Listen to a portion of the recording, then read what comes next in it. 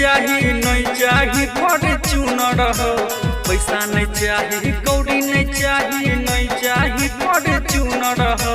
हमारा भोला बाबा पटा दे एगो छौरी सुनर हो।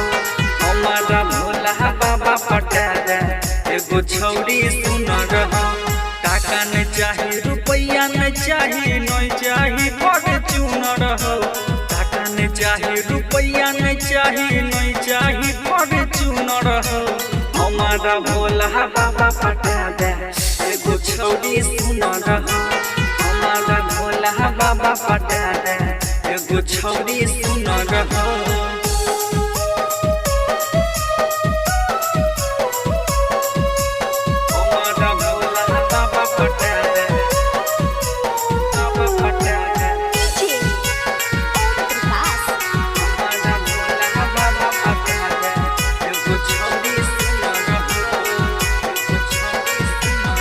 पूजा करब सुबह शाम बाबा तोरा हम हो। काबर लेके अइब हर साल तोरा धाम हो। पूजा करब सुबह शाम बाबा तोरा हम हो। काबर लेके अइब हर साल तोरा धाम हो। खाना पीना बनाबै के सब हो हुनर हो।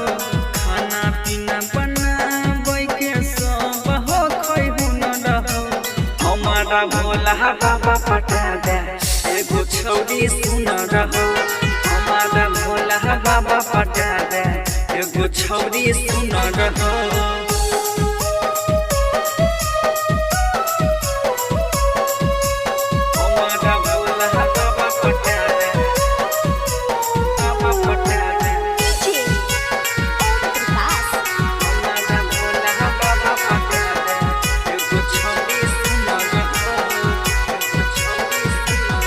पूरा दुनिया जानै छौ तोहर महिमा महान।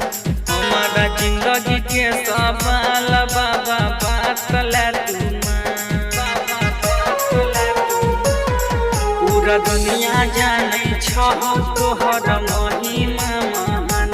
हमारा जिंदगी के सवाल बाबा बातला